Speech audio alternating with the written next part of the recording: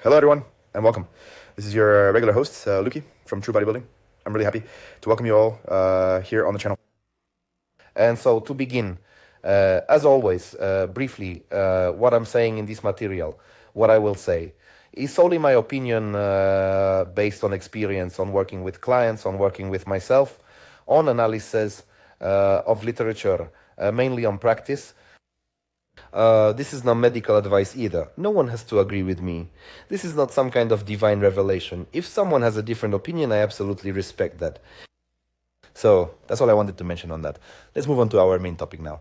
The topic, which is this particular one, not just any other, because I've received many questions about it in the comments, asking me to record something specifically on this subject. So Archie, easy as you've asked for, me, is hydration in bodybuilding, and it's not as simple a subject as most people might think. Just drink more water and everything will be fine. Well, not exactly. Because we often encounter this situation, we see it. Someone drinks 5, 6, 7 liters of water daily, but still says they look flat, have no pump, they lack energy, and they get cramps. And that's when the overthinking really starts. Most people often think they have too few carbohydrates. I don't know, perhaps they're low on androgens. And then they just start adding everything. And the problem is often much, much simpler than we think. Because it's important to remember that water alone doesn't really solve anything. Just water by itself won't properly hydrate us. Water, in essence, is merely a transport mechanism. That's one way you could certainly put it.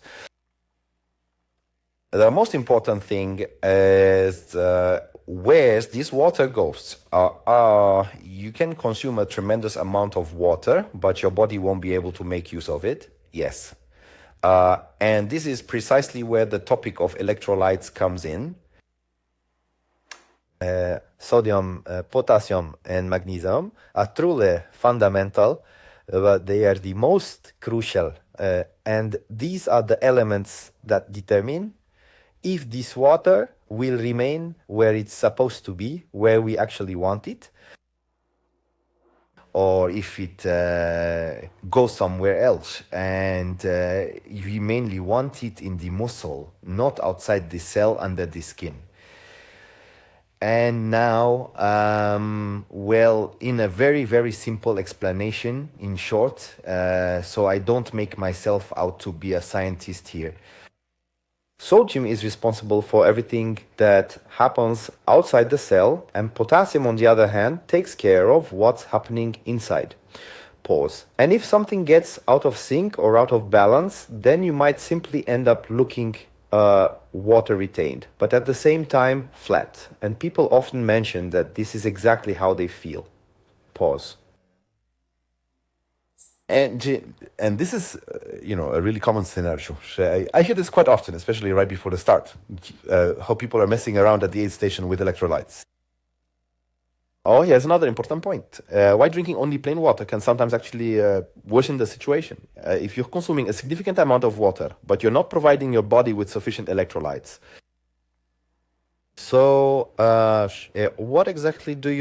You simply dilute them. Specifically, we're talking about sodium. Your body then begins to excrete sodium much more quickly. You simply find yourself urinating a lot more. And along with all this urination, right? When you pass urine, you lose even more electrolytes.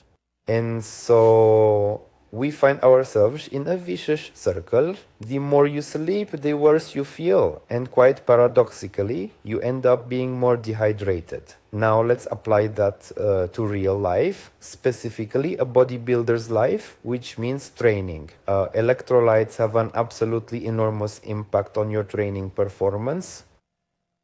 The pump, then the priming, and then of course the transport of glucose. To explain it in the simplest possible way, you should do a simple test. During one training session, participants consumed only plain water. During the second training session, they drank water with added electrolytes. I can absolutely guarantee that everyone will feel the difference almost instantly. Well, another really important thing that many individuals tend to overlook is the crucial correlation between electrolytes and carbohydrates. Sodium is absolutely essential for the efficient transport of glucose, while potassium then facilitates the entry of that glucose directly into the muscle cell. So, if your electrolytes are improperly balanced, then some of the water will go to places where it really shouldn't be. And then we have a situation that is, one might say, quite classic. You consume a lot of carbohydrates, yet you remain flat or you're retaining water. Additionally, you're also quite flat and you're holding a great deal of water under your skin.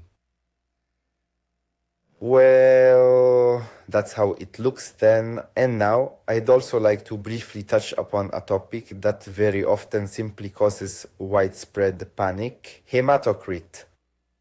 When it comes to hydration, it's worth bringing it up. Someone sees they have 52, 54, 55, and right away, stress. Questions, what is it? Is the blood thick? But very often people forget one thing: hydration. What is hematocrit? This is the ratio of the number of blood cells to the total volume of blood. If you have less water in your system, then this particular result will automatically increase. Well, even if the number of blood cells doesn't change, because the plasma volume decreases. Additionally, in bodybuilders, two phenomena occur simultaneously, because on the one hand, androgens increase the number of blood cells, and on the other hand, dehydration will further elevate that result. And that's why, before anyone starts to panic when they see some rising numbers, hematocrit, you first need to sort out electrolytes and hydration. A few days of good hydration, electrolytes, steadily, and then later repeat the examination. And very, very often what we find then is a completely different result. It turns out that we actually don't have the excessively elevated hematocrit level at all. Of course, if that hematocrit level is still high, then the matter certainly needs to be addressed. But let's not begin with the most severe or drastic solutions, okay? And now, most importantly, how do we practically manage this whole hydration aspect? It's a simple matter. Don't complicate things too much, my apologies. So you need to maintain a consistent sodium level every single day. Many people, practically no one actually does this. It's important not to make any large fluctuations. You should also add electrolytes to your intra-workout drink. And you need to observe your body carefully. How things like your muscle pump, your body weight, your overall well-being, and subcutaneous water retention are looking. And that will tell you so much more than any calculator, any kind of calculations could ever provide. And that's really all there is to it. Often the problem, the solution to many of our problems isn't that we are doing too little, but rather that we simply have neglected our basic fundamentals. Well, if anyone is interested in delving deeper into the subject of proper hydration, then you'll find a much more comprehensive article available on our forum.